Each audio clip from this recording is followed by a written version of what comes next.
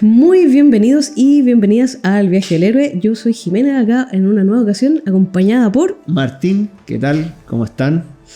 Aquí estamos entonces convocados por el cine, la reflexión. Y bueno, ¿usted, Martín, se caracteriza por un temperamento tranquilo o tienes tus momentos de furia, por ejemplo? Sí, yo creo que tengo mis momentos de furia, pero como que la mayoría de las veces estoy muy cansado como para expresarlo.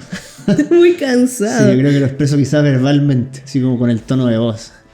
Pero nunca así tirar las mesas, nada, cosas por el estilo. Oye, y el desagrado entonces se te nota más rápido, ¿no? ¿Desagrado?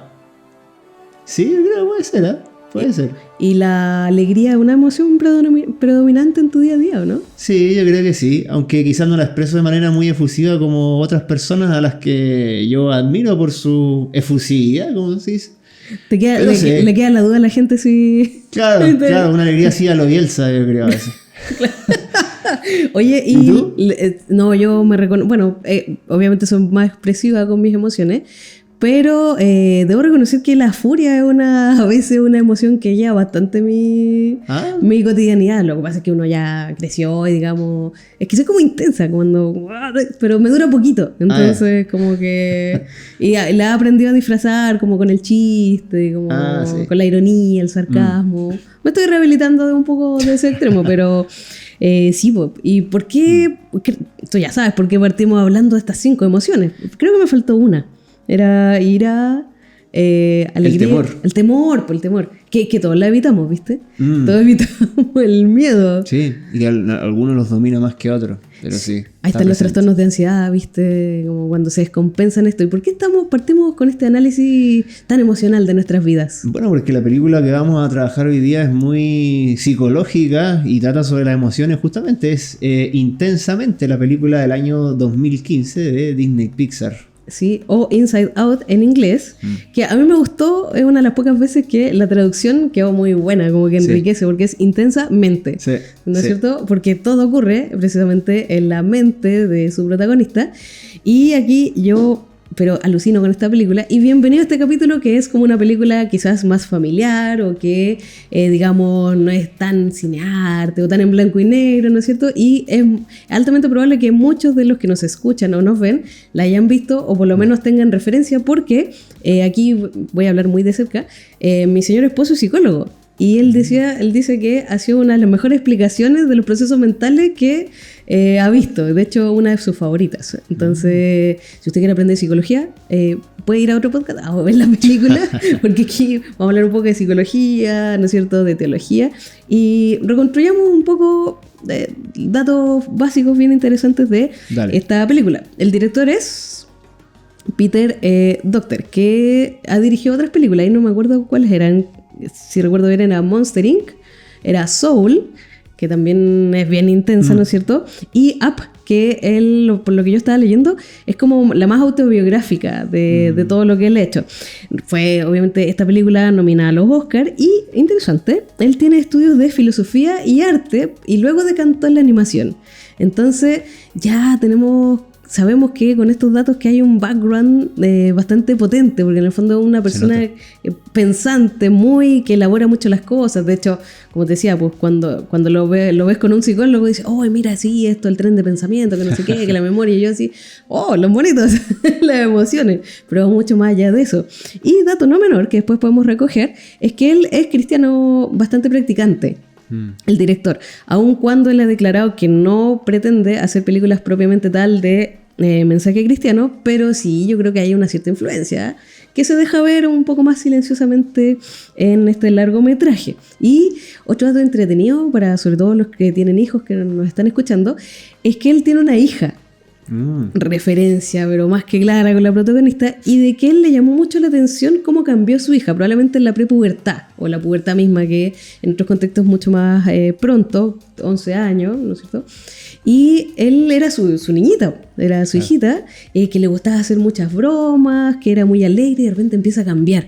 Entonces, vaya cosa, ¿no es cierto? Entonces esto le inspiró para averiguar de psicología junto con su equipo, y en el fondo, como dicen los psicólogos, elaborar como todo este cambio. Qué interesante, sí, porque la película justamente se centra en el drama que vive Riley, que quizá lo interesante es que hacia afuera la historia no es muy compleja. Se cambia de casa, resulta que todas las cosas bonitas al parecer de la otra ciudad se quedan atrás y vive un montón de dramas al llegar allá. Pero lo curioso es que la esencia del drama sucede en su mente, que tiene que ver con lo que tú mencionabas, Intensamente, muy buen título, en el fondo muy buena selección, para describir cómo esto que exteriormente se veía como un cambio de personalidad, que es la que el director observaba en su propia hija, tiene una raíz más profunda de lo que salta a la vista.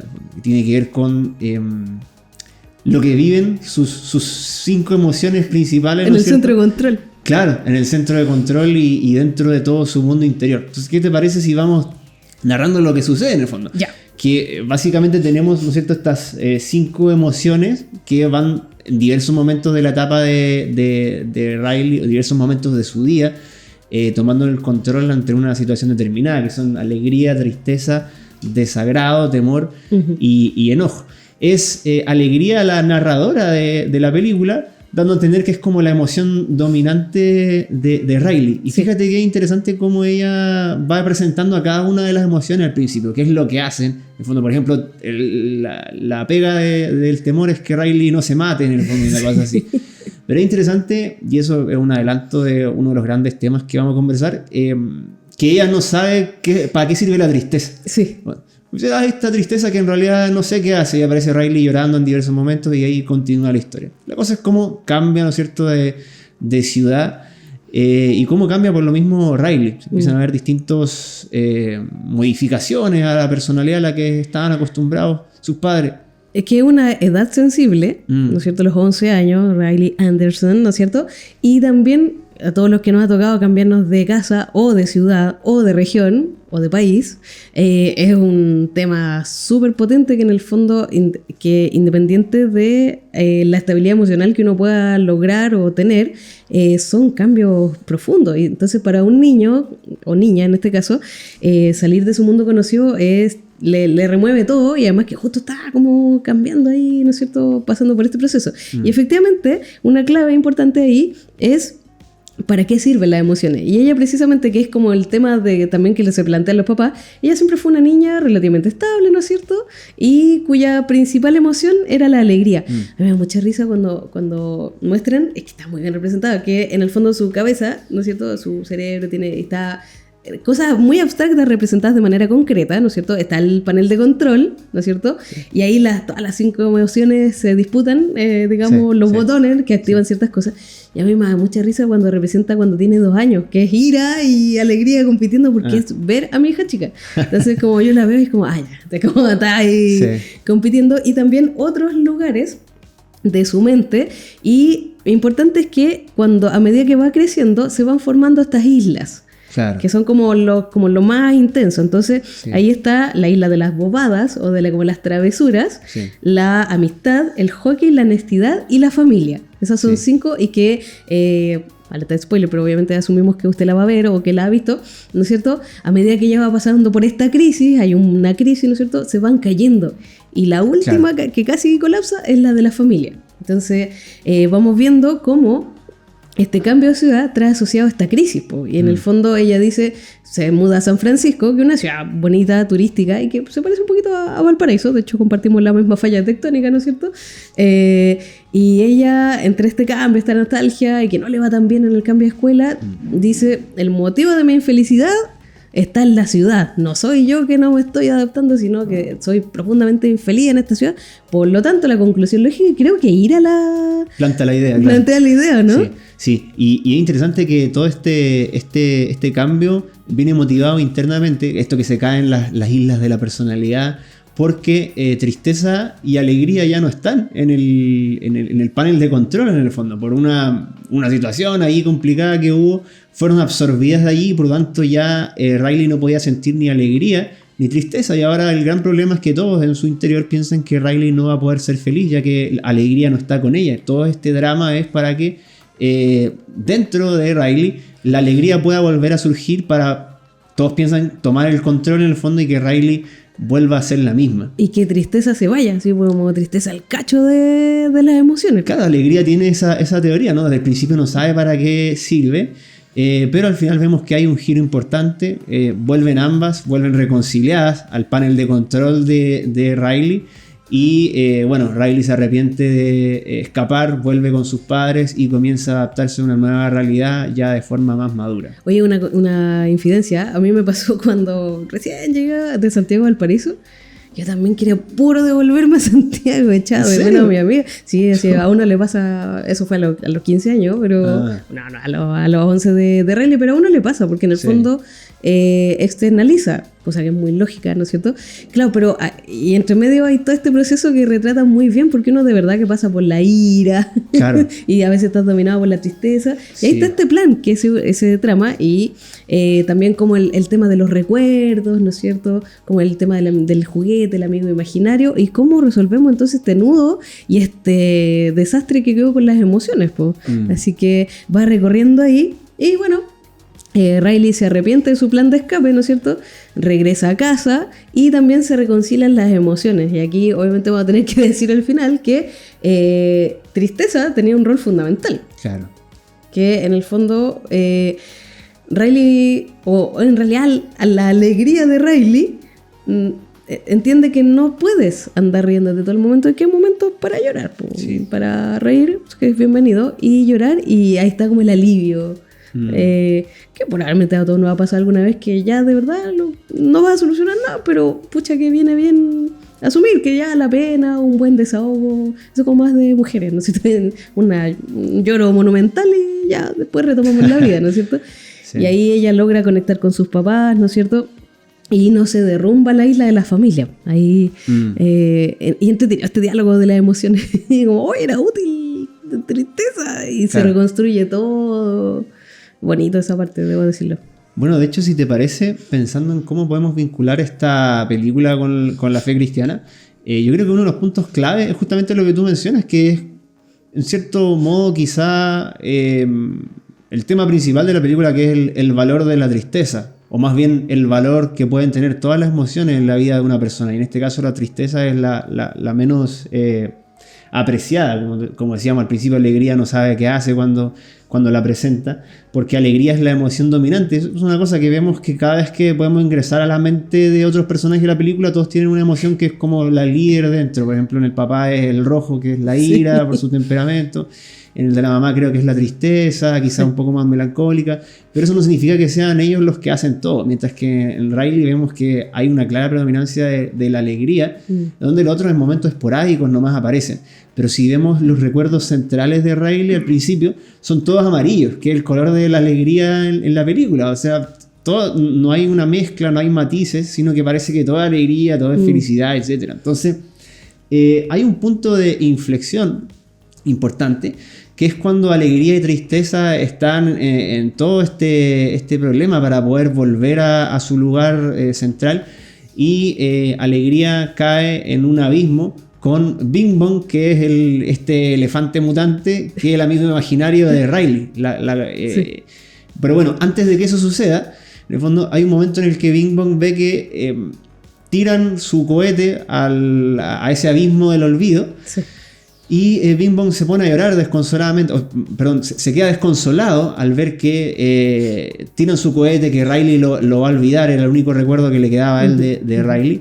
Y en ese momento Alegría se acerca a Bing Bong, ve que está triste, entonces trata de distraerlo, de contarle chistes, pone caras ridículas, etc. Las bobadas. Las bobadas, ¿cierto? Y en vez de eso, Tristeza se acerca, le dice que lamenta mucho lo que sucedió, que debe sentirse súper triste, le da una palmada en la espalda, ahí Bing Bong se pone a llorar. Y Alegría dice, ¿qué estás haciendo, Tristeza? ¿Qué sé yo? Y Bing Bong dice, me siento mucho más aliviado. Sí. Y eso es uno de los primeros puntos de inflexión, donde Alegría empieza a darse cuenta del valor de la tristeza. La tristeza escucha y acompaña, no evade el sufrimiento. Y si lo ves, el personaje Bing Bong se empieza a sentir mejor, porque alguien lo escuchó, alguien lo comprendió, la importancia de la empatía. Entonces, toda esta misión al final consiste en hacer que Riley sea feliz. Y en este caso, poder salvarla de la apatía en la cual se encuentra. Muchos piensan que para hacerla feliz, sobre todo Alegría, piensa que tiene que estar lo siempre importante es que ella chiste. esté ahí, claro, que Alegría esté ahí, tristeza ojalá que no. Pero como tú decías, Alegría empieza a darse cuenta de que en todos esos momentos felices de la vida de Riley, tristeza estuvo ahí en alguna u otra ocasión. Porque la tristeza estaba y llegó la alegría. Sí. Entonces eso es muy interesante.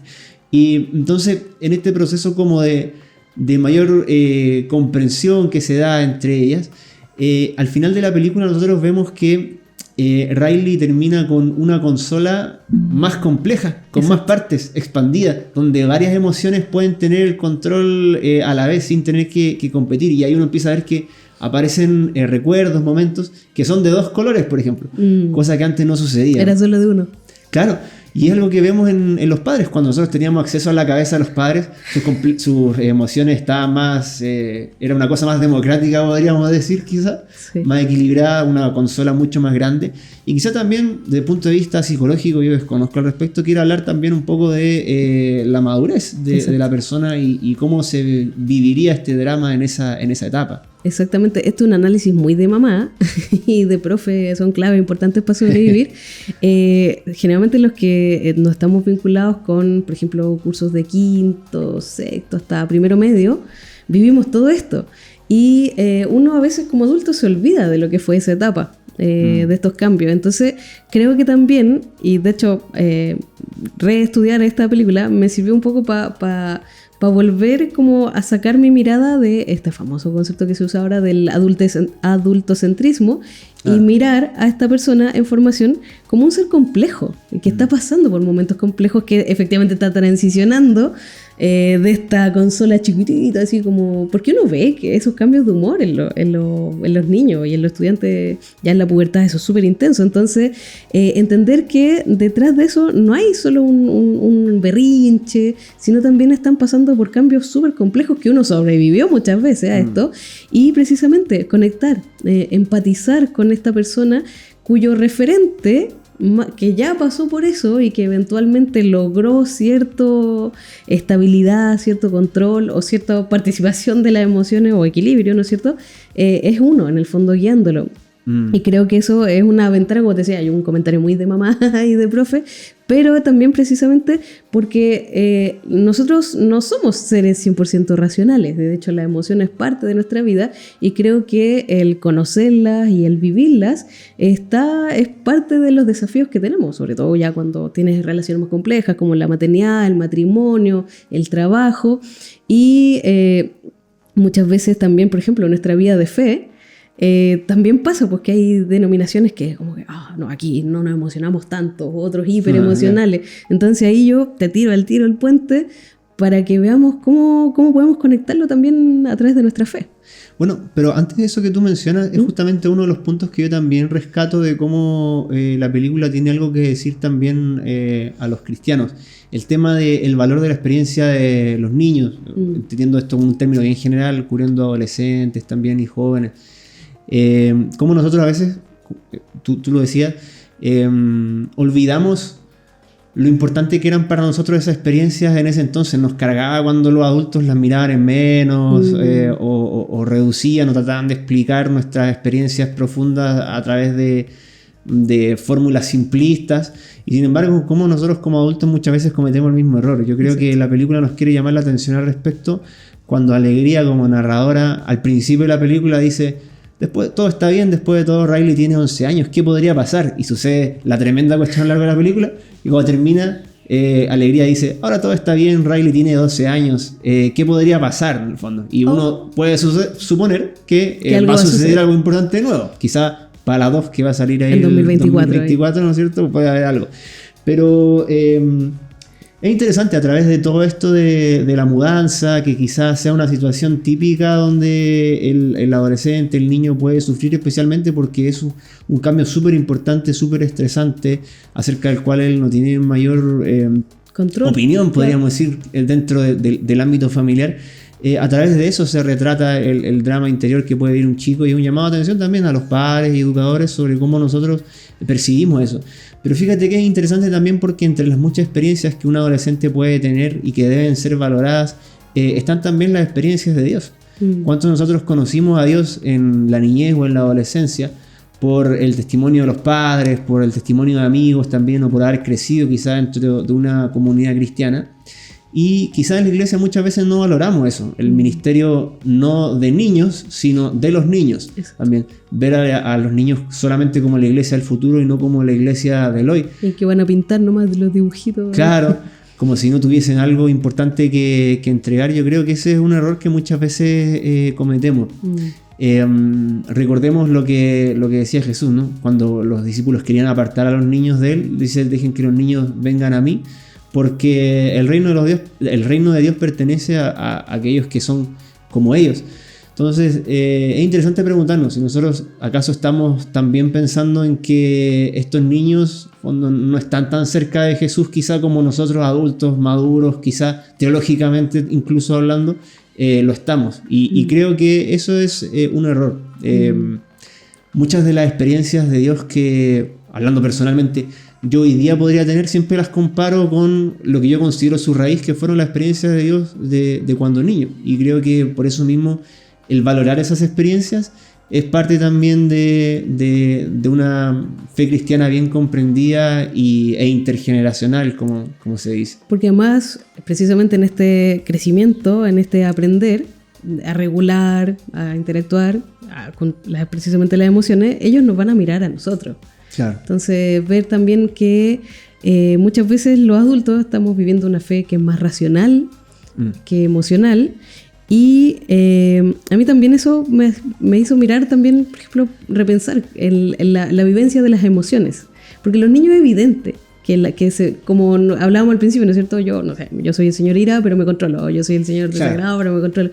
Pero ellos están aprendiendo. Y la Biblia nos muestra súper claro cómo se viven todas las emociones. Jesús mismo también se muestra viviendo tristeza, desagrado, ira.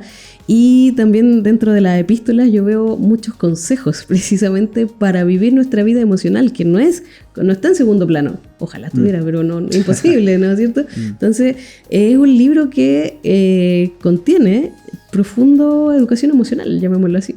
Sí, también destaco eso, el tema del valor de la tristeza que mencionamos, porque claro, hoy día es común a veces encontrar una teología muy triunfalista, donde uno solamente debe contar lo bueno que pasa, donde uno cuando se dirige a Dios solamente debe hablar de las cosas buenas que suceden. A los hermanos quizás en la comunidad les contamos los éxitos y los fracasos o los problemas, los escondemos. Y sin embargo, como tú bien dices, vemos expresiones de lamento que van desde los antiguos, desde los mismos salmos. El libro de Lamentaciones. Tenemos un libro completo, ¿no es cierto?, de pura lamentación. Dentro de los salmos tenemos un género literario que es de lamentación. Uno de los más famosos es el Salmo 22, que comienza diciendo: Dios mío, ¿por qué me has abandonado? Que es citado por el propio Jesús, además. Y yo hoy día no me imagino en una reunión de oración donde alguien le diga: ya, dirigen una oración, y uno empieza a decir: Dios mío, ¿por qué me has abandonado? Como que tenemos la idea de que uno no se puede quejar ante Dios. Y vemos en la Biblia, por así decir, licencia para eso. Aunque obviamente la cosa no se queda ahí, sino que se abre hacia la esperanza, cosa que sucede también hacia el final del Salmo 22. Pero es un momento válido e incluso necesario para la vida del creyente, el tema de la tristeza. Fíjate que hay una frase muy importante respecto a esto que yo siempre la he tenido en mente, como persona con tendencias melancólicas, por así decir, que es la que le escribe Pablo a los Corintios en la segunda carta que tenemos, cuando él, luego de que los retó, los subió y los bajó, ellos andaban un poco tristes por lo que había sucedido, por cómo Pablo se molestó, por lo que habían hecho, qué sé yo, una situación que no tenemos muy clara en realidad de qué se trata. Pero es interesante lo que él les dice. Él dice: sé que ustedes estuvieron tristes por un momento, pero miren lo que pasó. A partir de esa tristeza ustedes cambiaron la situación y ahora estamos bien. Bueno, entonces ahí él se lanza una frase que yo creo que es de oro, que dice: la tristeza que proviene de Dios produce arrepentimiento que lleva a salvación. Mientras que hay una tristeza que él llama así como una tristeza del mundo que produce la muerte. Es decir, hay una tristeza que efectivamente nos hunde, que nos lleva a nosotros mismos nomás, y esa no sirve para nada, en el fondo, es un sinsentido. Conmiserarse ahí. Claro, la autocompasión, como se suele decir. Pero hay una tristeza que proviene de Dios, que esa produce el arrepentimiento, la conversión, que lleva a una vida nueva. Y en ese sentido el cristiano también debe aprender a valorar la tristeza, a validarla también tanto para sí mismo como para su comunidad, no como un paso final, pero sí un paso necesario en nuestra relación con Dios y cómo nosotros también la expresamos. Como dice, pésima yo para citar, pero en el fondo, como los que con lágrimas sembraron, con regocijo van a cegar, en el fondo. Muy buena cita. Sí, pero sí. Inspirada la Biblia, ¿no? Sí, porque puedes ver ahí, ¿no es cierto?, las lágrimas en las memorias de Riley y cómo la alegría es lo que viene a continuación. Y sabes lo que también, otro punto, de nuevo comentario muy mamá, que en el fondo ahí se nota, aunque él no quiera el director o no sea tan consciente, el tema de la familia. Porque en el fondo es un núcleo de seguridad, es donde puedes vivir, idealmente podrías vivir tus idas y vueltas emocionales, y en el fondo también esta familia se extiende a la iglesia. Y lo ideal es que fuéramos construyendo estas comunidades en las cuales vamos viviendo estos momentos muy alegres, como el típico testimonio triunfal, ¿no es cierto?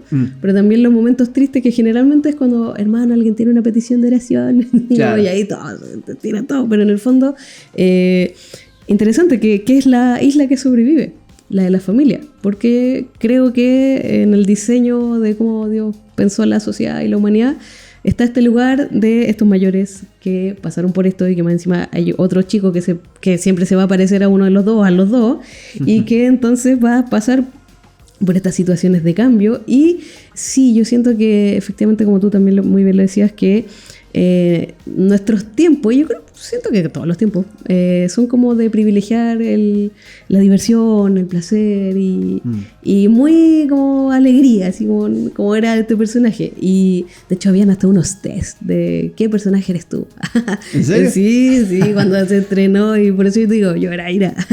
Y para personas como yo también está la orientación bíblica, pues airaos, pero no pequéis, pues, sí. Y en eso, que la vida emocional compleja, en el pensamiento cristiano, en el tablero de control, no están solo las 5, sino también viene la asistencia del Espíritu Santo, que viene a morar con nosotros, porque si para el adulto es complejo y a veces muy difícil, Dios sabía. Y de hecho, por eso Jesús tampoco evitó el sufrimiento para poder restablecer esta comunión y tener incluso asistencia en eso. Sí, qué importante validar las emociones y al mismo tiempo no dejarse llevar por ellas es uno de los grandes desafíos, yo creo, para el cristiano de hoy, como siempre lo ha sido en el fondo, pero como tú mencionabas, a veces se mira con recelo el tema de las emociones, etc. Ahora que se están validando más desde el punto de vista teológico al menos, o de la psicología cristiana, qué importante también es no irse al exceso ni dejarse dominar por ellas, sino que también subordinarlas en el fondo a la palabra de Dios, y aprender a controlarlas y a trabajarlas, que puedan convivir armónicamente, aunque uno siempre tenga una emoción al parecer que lo caracterice. El viaje del héroe ha sido acogido y estamos acá en cafetería, pastelería, cowork, espacio familiar, casa, café maravilloso Barón Garden, ubicado a metros del ascensor y mirador Barón en Valparaíso, donde usted, si viene al Cerro Barón, por favor pase a esta cafetería, que además tiene unos deliciosos pastelillos, tecitos, entre otras cosas, que nos da la bienvenida a Barón Garden. Aquí un lugar mágico, familiar. Usted se podrá encontrar con Mafi, Julio, Verne, Gabo, además de los humanos que lo atenderán con mucho cariño y que nos dan entonces este espacio genial para poder reflexionar, analizar y, ¿por qué no?, comer y tomar algo rico. Cafetería, cowork, entre otras muchas cosas, Barón Garden. El temperamento que le llaman, pues, estimado. Y bueno, con eso entonces recogemos el tema principal, ¿no es cierto? Y como muy bien expresó el director de esta película, el delicado balance entre la alegría y la tristeza para que las cosas funcionen. Así es, muy, muy interesante este tema. Los invitamos entonces a que puedan ver la película, puedan compartir también sus reflexiones con nosotros, puedan sugerirnos también otras películas que podamos analizar, y bueno, que puedan compartir obviamente nuestro podcast y seguir escuchándonos. Hasta una próxima ocasión. Chao, Jime.